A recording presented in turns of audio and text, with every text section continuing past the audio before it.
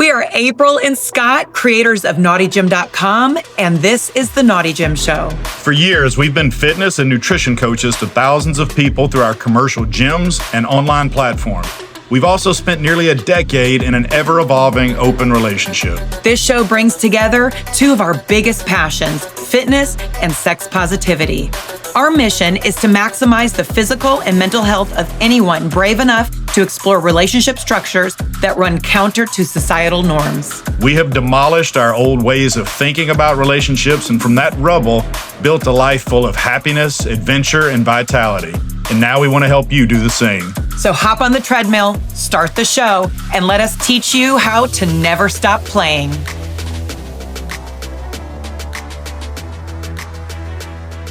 Welcome back to the Naughty Show. I am your host, April, and this is my co-host and paramour, Scott. That's a big word. We learned that when we got outed after having an affair. That's what he was named in my divorce papers. But now, I don't know, paramour doesn't fit. Paramour is an illicit lover. I'm your legal. Yeah, you are my legal lover now. But I love the word paramour. It just sounds so scandalous. Yeah, so speaking of scandalous, we're going to be talking today a little bit about the hot topic right now where the CEO of this organization got caught on the Coldplay kiss cam at the Coldplay concert with his chief HR officer or whatever.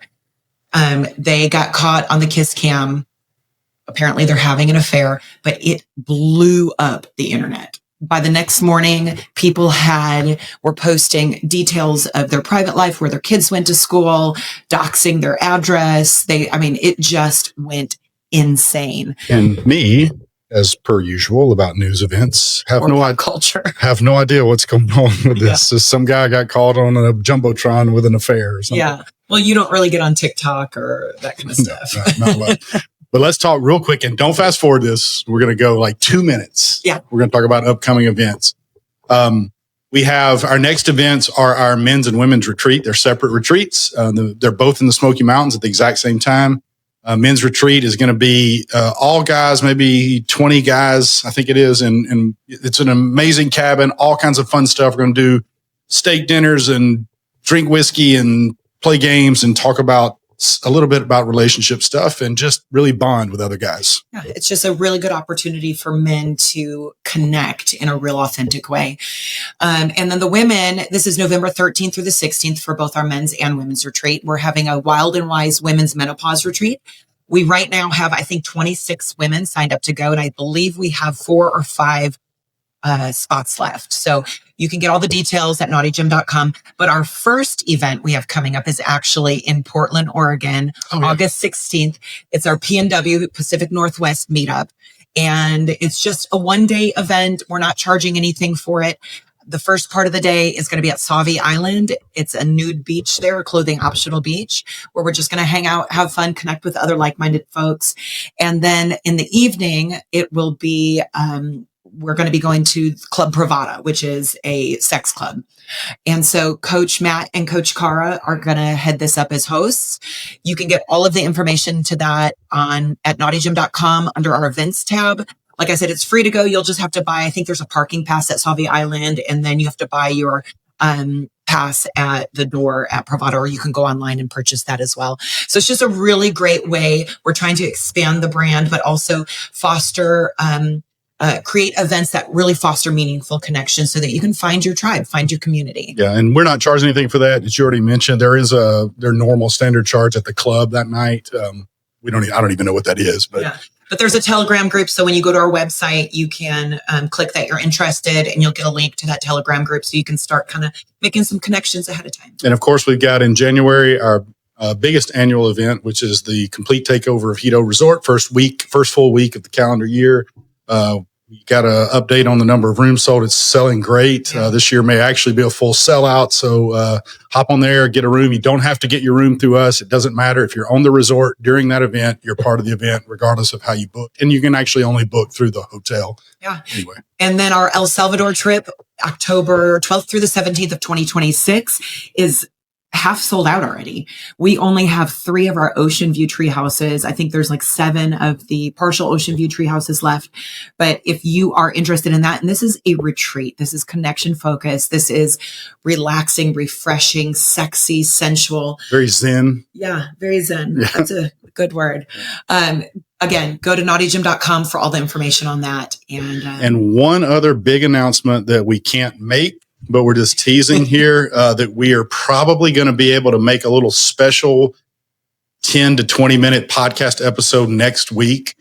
But there's a big announcement coming soon, something that may really shake up the lifestyle community over the next foreseeable future. So we're blessed to be a part of this, and we can't wait to make an announcement about it. But hopefully after Wednesday, which is tomorrow or the next day, depending on when you're listening to this, it may already be information that's out there, but we'll be able to make some actual announcements about what's coming soon. So, yeah. Why did I just get a thumbs up over my face? Okay. I don't know. All right. So back to the kiss cam and the executives that got caught. What really hit me was when it started blowing up on the internet, on TikTok and Instagram and Facebook, was the complete lack of empathy and compassion. And I made a post today on TikTok just kind of talking about that. And it was wild. Instagram, I think people that follow us like us, they kind of know us. They've been following us for a while. But TikTok is wild. Within like 5 minutes, there was like 24 comments of people saying that I was giving people an excuse to cheat and justifying somebody having an affair, which is totally not what I'm doing. But what I want to do is open the conversation and maybe help people have a different perspective. Going back to our last podcast where we talked about what is it that you want and how to know what you actually want.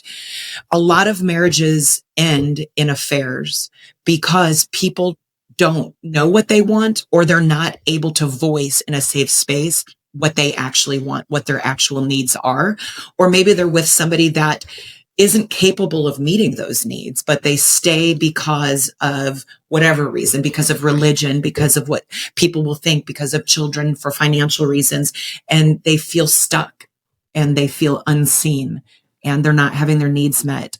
And so I just kind of wanted to open the conversation today about why people have affairs, why people stay in bad marriages, and how we can open those conversations and maybe not normalize that conversation, though it should be normal, but how to not feel stuck, how to get unstuck.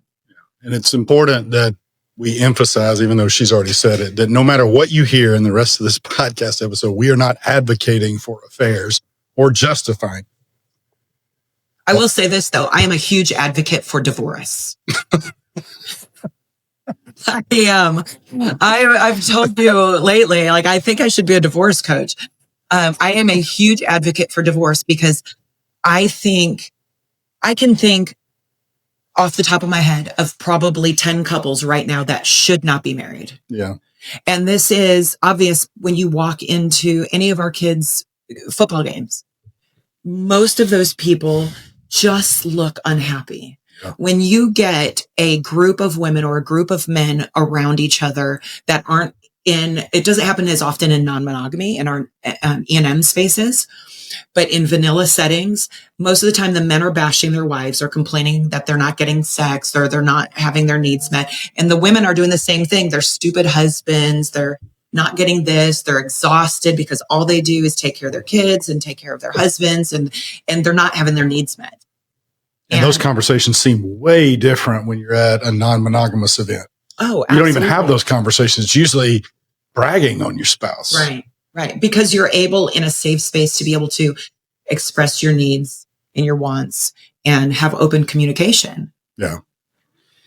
So, I want to talk, and maybe you're not the one to answer this because you're not on TikTok and stuff like this, but the cultural obsession with people failing or people having an affair. What do you think that's about? You mean people responding negatively to that? Yeah. Well, I mean, I don't get on TikTok, but we've seen it firsthand because, and we've talked about this in one other episode, I think, that our relationship began as an affair. We were both in marriages that were miserable, and that's not a justification to have an affair. We wished we would have done it differently. Yeah. But we had an affair, and then it got out because we were, kind of a known entity in our city. We, I owned the gym, you were a pastor at a church, and all of a sudden we're getting all this hate mail from people who our affair didn't directly affect. Some people it may have affected, but right. We kept getting all these messages about what horrible people we were. And yes, what we did, I believe, is a horribly bad thing. Yes. But just because somebody does a horribly bad thing does not mean you now have the right or there's any need for you to interject your opinion or your hatred for what they did. You may hold some of those views, and that's fine. But anybody that's gone through this knows there's a lot of elements often that goes through an affair. And you can be a decent human being and find yourself having an affair that you wished you would have done differently. Right. And when that happens, you're trying to reset and rebuild your life. And it is made that much more difficult by other people poking their nose. And people act like they're getting on their moral high horse, but really all it is just gossip, and they like to be involved in something. Right. There's a difference between curiosity and cruelty. And what we've experienced and what I've seen just on social media around this topic is cruelty. And so you're right. People get on their moral high horse. Some of the comments, I'm going to read one of them to the video that I posted just today on TikTok. This is from B. Tilly. It's sad that you're trying to rationalize why you cheated. You cheated because you lack morals. You should have just left your spouse. There's no rationalizing it as being okay to cheat, which I totally agree. There's no justification. But you weren't trying to do that. I wasn't trying to do that. Yeah. What I was saying is it happened. I took accountability for it. I apologized to the people I could apologize to. We both did. And in hindsight, would we have done it differently? 100%. We would have left our spouses. But when you are in that place and you feel trapped, you feel like you don't have the tools. Neither one of us really had the tools. We were entrenched in religion and we didn't know an out. And I'm sure there is, but nobody was throwing us a lifeline like there was. And we were just attacked. And another comment, it sounds like you're justifying poor behavior. If you're unhappy in a marriage, you leave, you don't cheat. Yeah, that sounds easy to do. And I agree with that. Right. But the point is not that having an affair is okay or that we're trying to justify it. The point is mind your fucking business. Right. You're not helping by standing on your podium with your Bible in your hand and starting to tell people how their morals are bad or that somebody's trying to justify their bad behavior. That's not the point. The point is you do not help anything by poking your nose into somebody else's business. Well, you could hold people accountable and create space for more deeper, meaningful conversations around this topic without attacking and accusing and acting like you know the whole story. Right. And if you really feel like there's help needs to be offered, go to the person whose spouse was the one that cheated and just help them, bring them some food, spend time with them. But I promise you, by making snarky comments on the social media post, you're not helping anybody. Right. Oh, no. Yeah. It's just an attempt to make yourself feel better or to look good in the comment section of social media, but you're annoying. Shut up. Yeah. So we had an affair. It was about 10 years ago. Both of us were in relationships where we were unhappy. Our partners were maybe emotionally unavailable. We didn't know how to communicate with them. There was some relationships end because they've just run their course. Some end because you're not a fit for each other.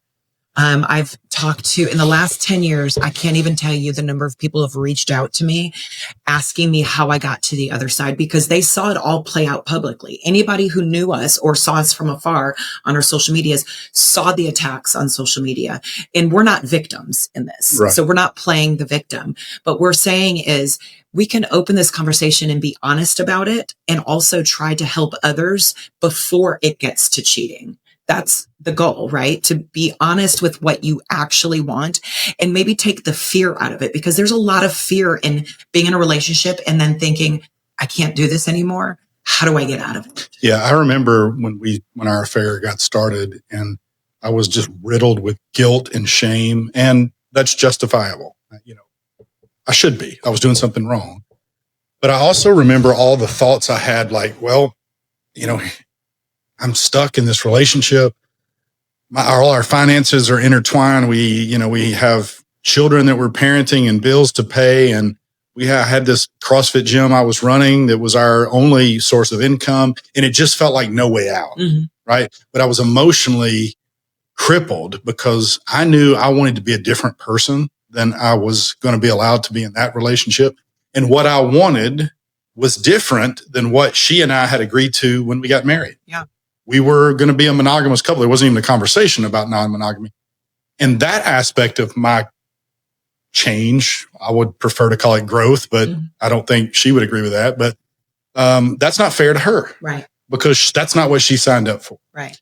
And so I understand. And so I felt stuck. I felt like I needed to honor my commitments, but I wasn't because I was having an affair. Right. But I also didn't want to live the rest of my life that way. And again, not that justifies an affair, but that's some of the context for how these things can sometimes happen. Yeah. You see this greener grass. It may be greener, it may not be.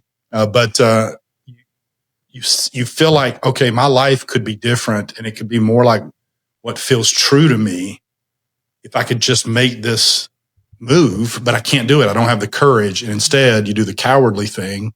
I would call what I did cowardly, and have an affair. Yeah. I spoke to somebody not too long ago, and they were asking my advice, which I'm not qualified probably to give advice because I am such an advocate for divorce. But he said him and his wife had been married for going on 25 years. And he had grown and changed in those 25 years. And they had been living together almost as roommates. They had no sex life.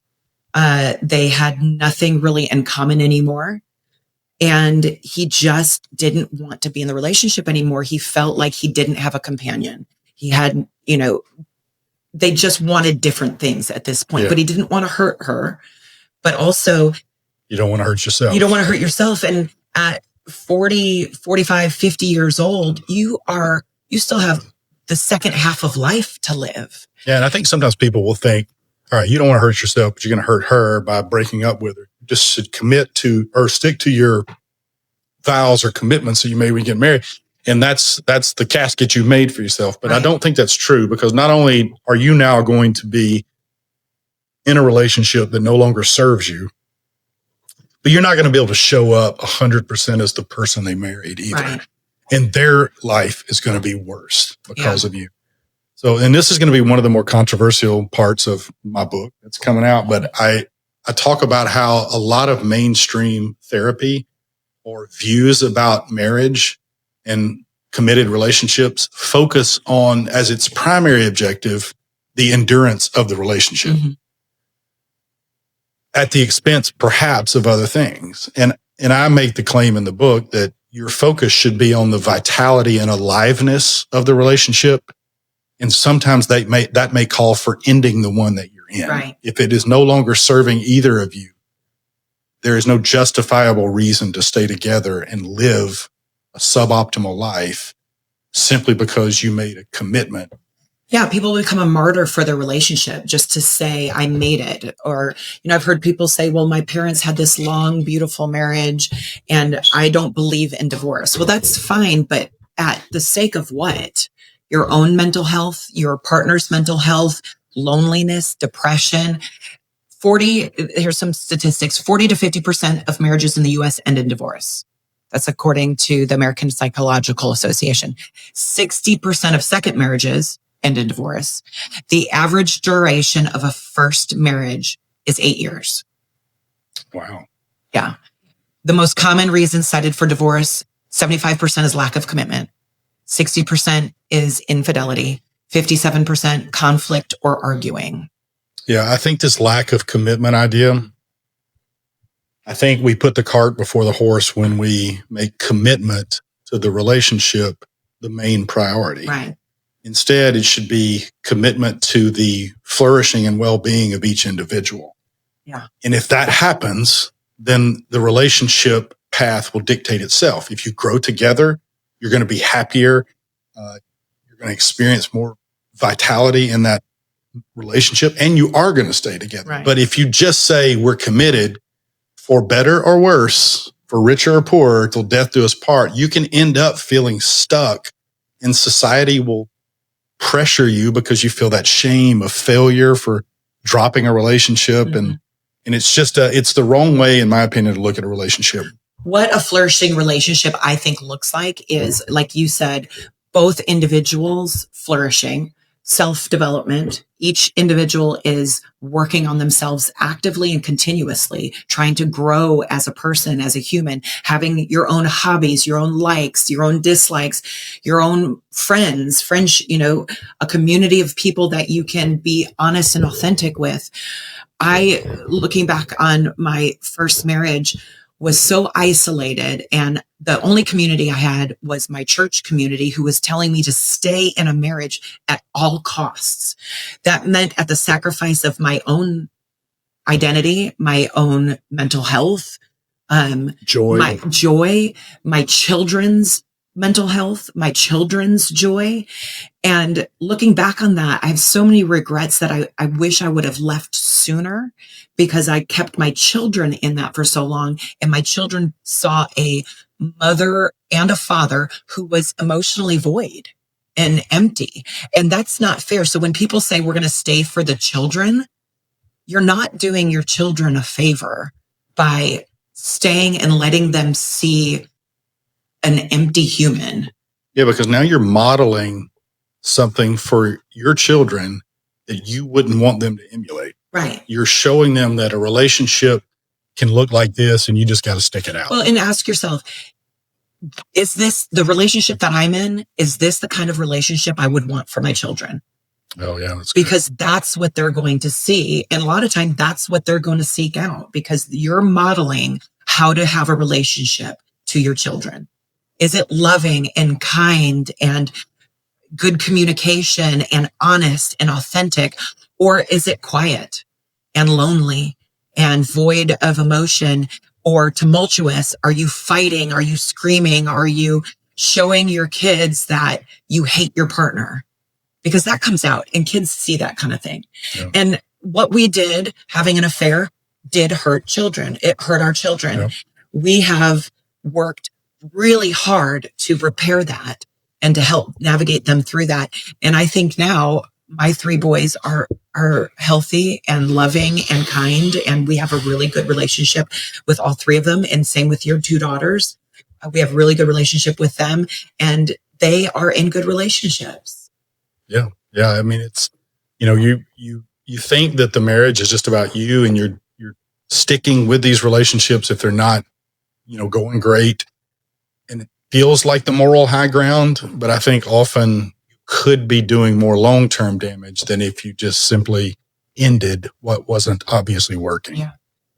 I want to talk a little bit about monogamy versus non-monogamy. And I think in monogamous relationships, it's obviously the cultural default still, but many monogamous couples never discuss or define boundaries of their monogamy, which leads to mismatched assumptions, right? So in one study, 1 in 5 people who said that they were monogamous in a monogamous relationship had cheated. 1 in 5.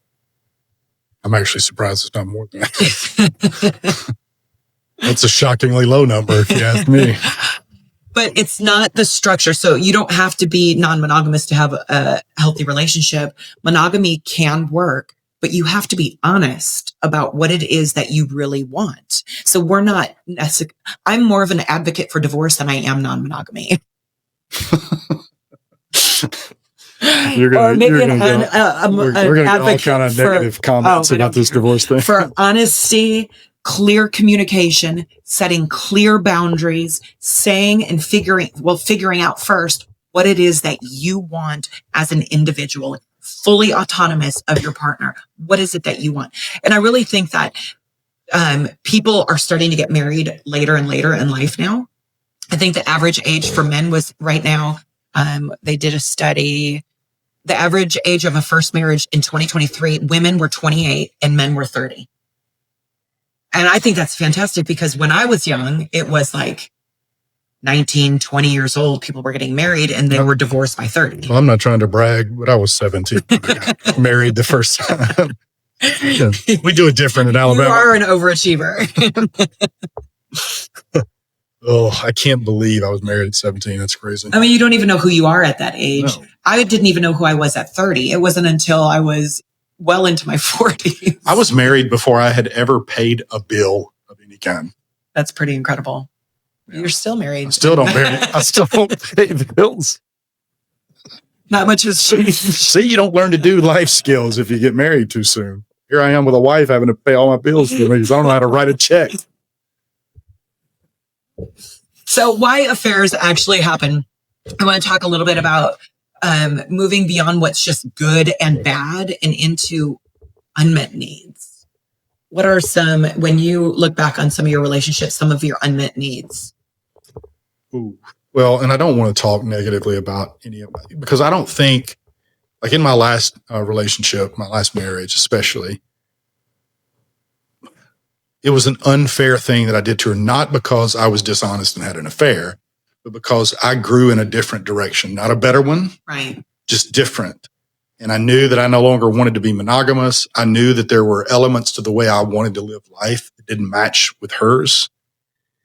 And I was either going to have to go make the decision that, well, I committed to this for better or worse, so I'm staying, and then, probably slowly build resentment and just not enjoy my life, which was already happening. Right.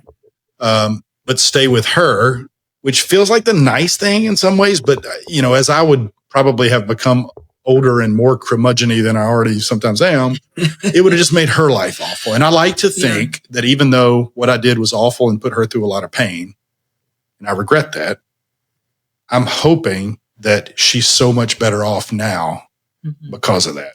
Yeah, well, I think you can not because of the affair, but because she's moved on to somebody better matched for her. Yeah, I agree with that. I think you can have unmet needs and it not be the fault of the other person, right? So right, yeah, that's a good way of putting it. You can have unmet needs because you're not able to express what your needs are, or maybe you need to work on your communication skills or being honest and vulnerable. Maybe you need therapy to be able to express what your needs actually are. It's not always because the other person, and sometimes it is, the other person maybe doesn't have the capacity to meet those needs. And that's okay. That doesn't make you a bad person. That doesn't make your partner a bad person because they can't meet their needs. That just makes you different people.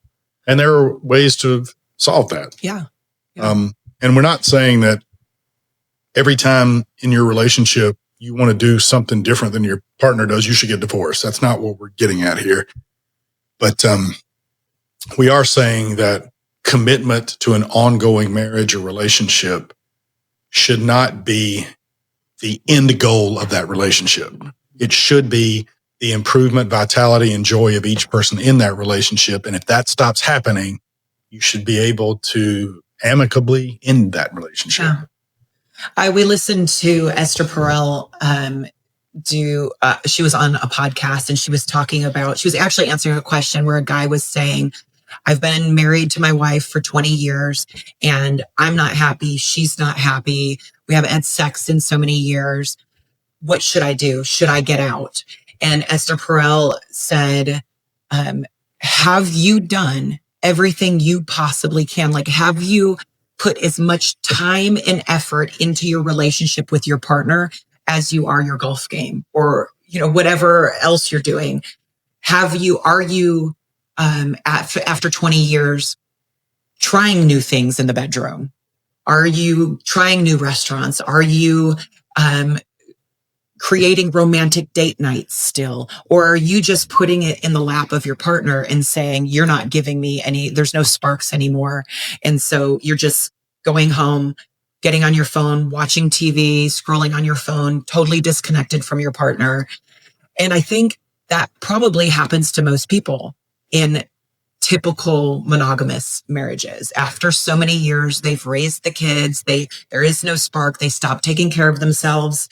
They stop taking care of each other, and it just becomes dead. Well, and I think too that, maybe you haven't done that much to fix it, but maybe you're looking at your relationship thinking the amount of work that it would require to even start to hope that this relationship gets better is so overwhelming that I would rather sit here and waller in this suboptimal relationship than actually go through the work. Yeah. Well, if that's the case, if you don't even want to give the effort, that's another reason to end it. Yeah. Let the other person go. Let them try to have a life that's better than living with somebody who doesn't really want to live with them anymore. Yeah.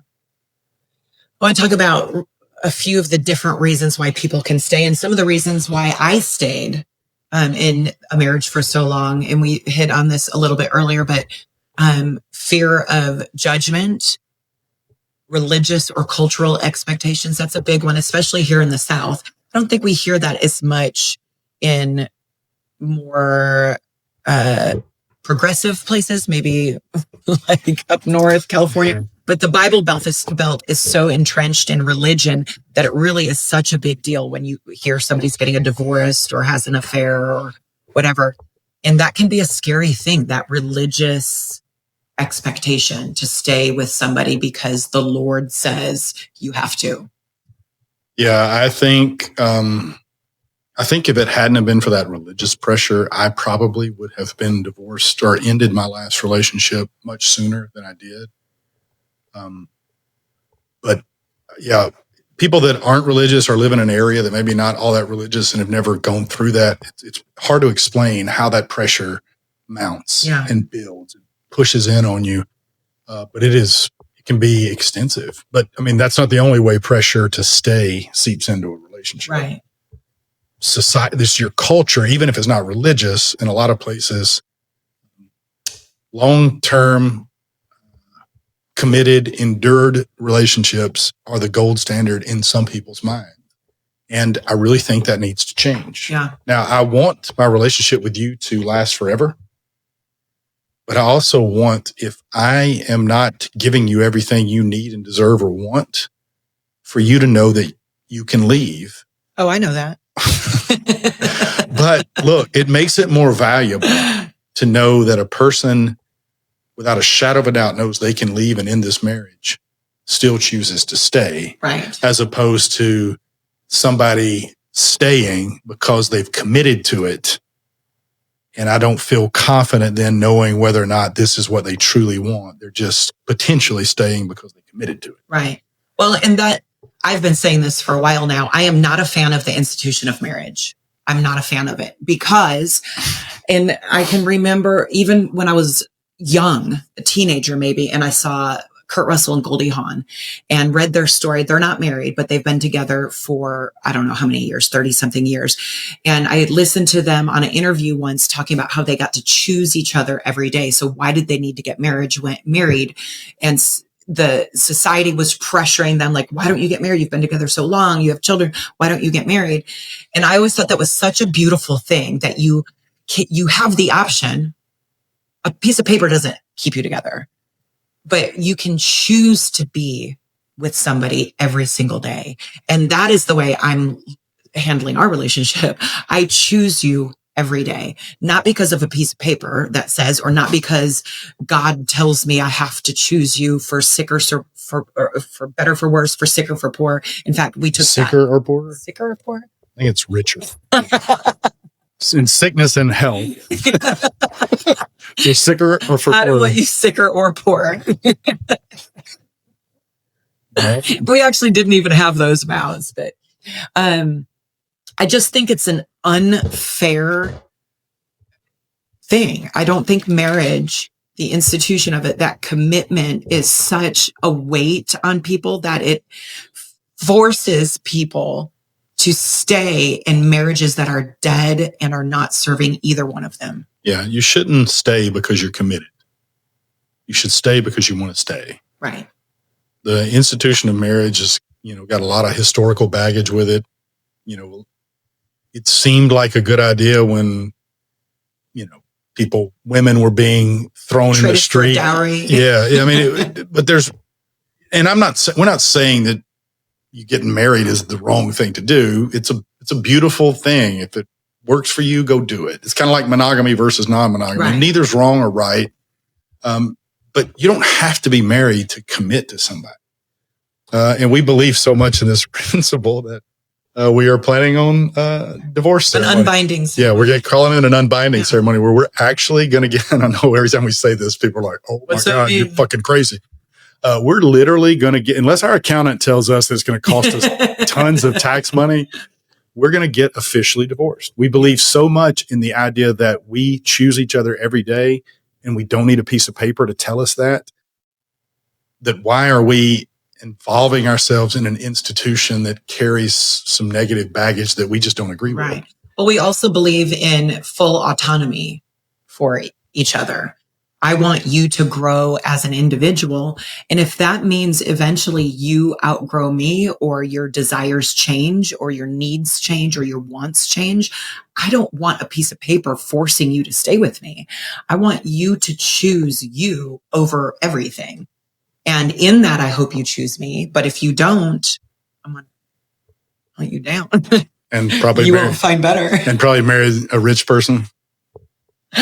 No, but for real. If you got 8 figures in your bank account, maybe hit her up with a message or 2. Or 6. Now, I love the feeling that I have full autonomy over my choices and that I do choose you. There's no pressure. There's no guilt. There's no like, oh God, I'm stuck with him. Like, what a horrible way to live your life. If you're like, I would leave, but financially I can't afford it. Like I'd have to pay child support. I'd have to give her half of everything or give him half of everything. What a shitty way to live your life that you're going to live. That's not living. Number one, that's not being truly alive and truly present in your body, in your life, staying with somebody because financially you don't think you could have the same standard of living if you were on your own, or you would have to pay for your children or whatever it is. That's not a life. That's not a life I would want to live. And that's not a life that I would want anybody that I know to be in. And it's not to say that those kinds of decisions are easy. It's not, hey, just go divorce this person you're not super happy with and things will be great right off the bat. That's not true. We had an affair and, I'm 52. I've never experienced depression in my entire life, except for about that 2-month period where our affair became public. And I know 2 months may not be long for people that struggle with depression, in a lifelong way. But for me, that was dramatic. Mm-hmm. And I couldn't eat. I couldn't sleep. I lost all this weight. And it at least made me empathetic to people who are suffering for depression because I realized how real and how devastating that can be. But so these things are not easy. But if you get on the other side of them and start to rebuild your life in a purposeful, intentional way, that aligns with who you truly are as a person, you are so much happier. Yeah. And it's scary. We've talked to so many people who are now on the other side where they look back and they go, what was I so afraid of? Because there is a life after divorce. There is a life after the grieving process. I can remember a point when I was going through my divorce where I was grieving the loss of something I thought I had, a relationship that I wanted. When you get married, you have all these plans and things that you want. And especially for my children, I remember grieving so hard that I thought this grief is going to kill me. I'm going to start crying. I was also grieving the loss of what my kids thought. They had their mom and dad together. It was super dysfunctional, but that was their norm. And so it did disrupt their life, but there's another side to it. There's a rebuilding, there's a healing, there is a coming into your own and a learning. There is another side and it does get better, but it is fucking tough. We're not here to say that, just leave, like on my TikTok, don't justify having an affair, just leave. Yeah, you're right. You should just leave those conversations that are so fucking hard. Some people are in abusive relationships. Some people cheat because they're fucked up in the head. And that's just why. Some people cheat even though they're in a non-monogamous relationship and there's really no reason for them to cheat. Right. There's a million reasons why somebody can cheat, but you don't know that story. Yeah. It is not our place to judge. This podcast is not about justifying cheating. It's not about justifying hurting another person. It's just simply to open up honest conversations about what you really want. And this, going back to the CEO thing, again, I know nothing about it other than he was a CEO and got caught on camera, but please know that your comments on social media or your opinions about how horrible those people did do nothing to help anybody at all on earth. If you're posting about it or expressing it to them, you could help by reaching out if you know them, which you probably don't, and offering to help the people who are suffering through this. But everybody, even the people going through the affair, suffering somewhat, unless they're just the world's biggest assholes. But I would say, and I don't know this as a fact, but my opinion is the people that are the cruelest in making those comments are probably themselves hurt, have some trauma that they haven't unpacked yet, and may even be in relationships that they don't want to be in. Well, absolutely. In our case, of all of the people that sent us hate email and messages and stuff, of the ones of those that we knew them fairly well, right? Every single one of them, 100% of them were in a relationship we would never want to be in. They were in they were in what looked like to us joyless, soulless, unfulfilled relationships. Yeah. Yet they wanted to get on and preach to us about how horrible we were and how morally upstanding they were. In fact, I had one woman that I went to church with who was a martyr for her relationship. She was in the most abusive, disgusting marriage, but stayed and stood by her husband because the Lord told her to. And this was her fight. And it was just some of the stuff that happened in her marriage were insane. And she was giving me marriage counsel. And finally, I got to a point where I just flat out said to her, and this was the last conversation I ever had with her, I said, I'm sorry, but I will not take marriage advice from somebody who is in a marriage that I would not want to be in. Yeah. Preach it, sister. Do not ask for advice from people who you aren't in a relationship you would want to be in. In fact, ask advice of a therapist, and not a therapist who's going to tell you we need to save your marriage. Find a therapist who says we need to save you. You are in no position to give advice just because you stayed in your relationship. You might be in a position to help somebody or give advice if you're in a relationship that is wind beneath your wings. If you're laughing all the time and joyful and having a wonderful, life with a partner that you love and just can't wait to be around. But if you're in a relationship that doesn't really fit that description, you're just proud because you've endured, don't give anybody advice. That's not the relationship structure or what we need to be pursuing. Yeah. Stay at all for endurance. Yeah. Don't stay at all costs. Stay because it's helping you flourish as a human being. So how do people tell the truth in a relationship? If somebody's listening right now, and one or two of our listeners who is in a relationship and they're like, I'm stuck. Like, I've got kids and I've got, my family loves him or my family loves her. I'm going to hurt my family. I'm going to hurt my kids. I'm going to hurt my community, my church. I don't want to hurt my partner. How do you have those conversations? Well, we're neither one qualified to answer that, I guess, because I don't know. I mean, if you're in that kind of relationship, having those conversations is probably either at a minimum difficult or at worst impossible, or just going to make the relationship worse. So you do have to seek out help. And therapists are just like anybody else. Some of them are awful. Mm-hmm. So reach out to a therapist, ask around for recommendations. You can message us. We'll refer you to some good ones too. Expansive Connection Coaching has some great therapists.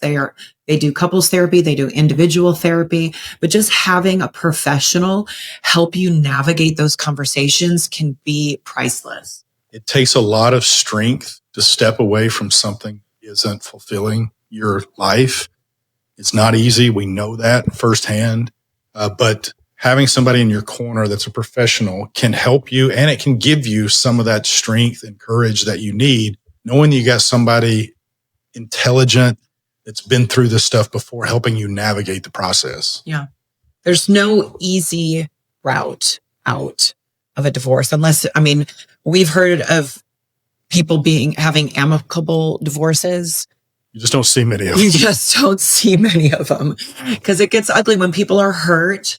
They lash out. Well, one thing we have heard a lot is people going, so it feels like we're about to get a divorce. We've talked about it. I think we're going to do it. Luckily for us, it's going to be amicable. We've agreed. We're just going to split everything up. And we don't really need attorneys because it's just going to go smoothly. And I don't know how many times we've heard that. Unfortunately, I've heard that too many times. And almost never does it work out that way. Everybody, or not everybody, a lot of people start with those intentions, but man, once you start getting paperwork from the attorneys and you have to sign on the dotted line, it just starts getting tough. Yeah. A counselor that's really good at this, a therapist can help you navigate that process. It's a healing journey. It's not easy. Yeah, but it is a healing journey. And so talking to a therapist to start that journey, to know that you're not alone is huge. And that's the thing. You can feel alone when you're going through this. Your family might pick sides. Your kids might pick sides. Your friends might pick sides. And I'm going to be honest, you will lose relationships over it. There's never a clean cut way out. You just have to have those conversations if you want to have a life worth living. But on the other side of that, if you commit to rebuilding your life in a transparent, authentic way that's true to you and who you are and your core values, your life will eventually be better. Yeah. Because at least you're living in alignment. Your internal values are going to start aligning with your external experience. And that is how you experience the most joy. I agree. So let's get divorced. You're a little too excited about this divorce thing, I think. Yeah. So again, I just want to reiterate that we are not justifying the affair that we had. If you've listened to our podcast for any length of time, you'll hear us talk about how we asked for forgiveness. We acknowledged the mistakes that we made. We've repaired relationships where people would allow us. And we don't think that it's justifiable to have an affair. We do not. But we do want to give space to people who are hurting who have had affairs. You do not know the story. Even if you think you know the story, you don't know the story. No more than anybody knows your story. Best way you can help is to be kind to everybody. Or at least not be unnecessarily mean to them. Usually being mean or hateful is just not helping anybody. It may make you feel good in the moment. It may make you feel like you're sitting high on your a moral high horse, but shut up. It's not helping anybody. And on that note. Yeah. And on that note, just be kind, love each other. That is our whole goal with Naughty Gym, is creating real honest connections, having real open communication, and loving people. And you can't do that if you're stuck. Also, pay attention next week. Hopefully we'll be releasing a very short kind of bonus podcast episode with an announcement coming about something that we think is going to be really big in the lifestyle. And it's not just another trip of ours or something like that. It's a big announcement. And really excited to be a part of it. Yeah. So until then, thank you for listening, and remember to never stop playing.